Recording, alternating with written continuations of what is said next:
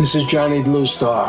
Welcome to Threshold, a global media event. There was no warning in 1971 when San Fernando Valley in Los Angeles was visited by a huge earthquake. But speaking somewhat metaphorically, now in 2016, do we not now hear tremors? The warnings of something massive to come, something economic, something threatening to our very well-being, but this time on the East Coast, we're speaking here about an unpleasant trembling, audible disruptiveness, the scent of serious danger emanating from that strange center of global marketplaces, America's exalted home of the lairs of those financial wizards, Wall Street, New York City, New York.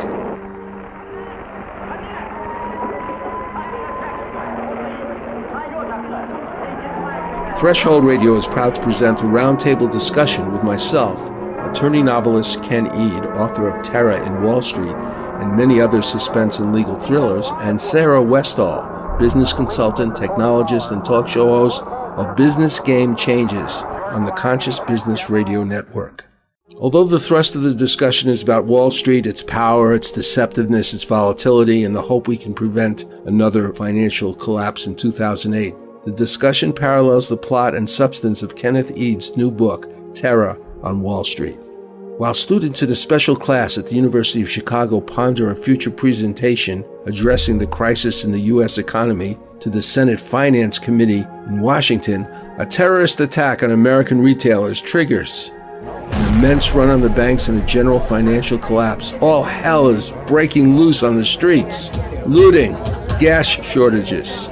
The National Guard called out. With all this in mind, my guest and I discussed the possible ramifications for a financial collapse, mirroring in some ways, but truly exceeding in potential devastation and breadth of damage, the financial debacle of 2008. Have we fixed the lack of appropriate regulation of Wall Street activities and policies? Whether you agree or not with Sanders in general, is he really wrong about this?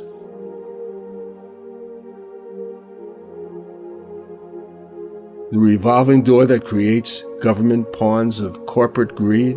In fact, Ken Eade has written precisely about this problem in the novel The Involuntary Spy, focusing on the terrible possibilities for the unregulated releasing of genetically modified foods by a wealthy global agribusiness company.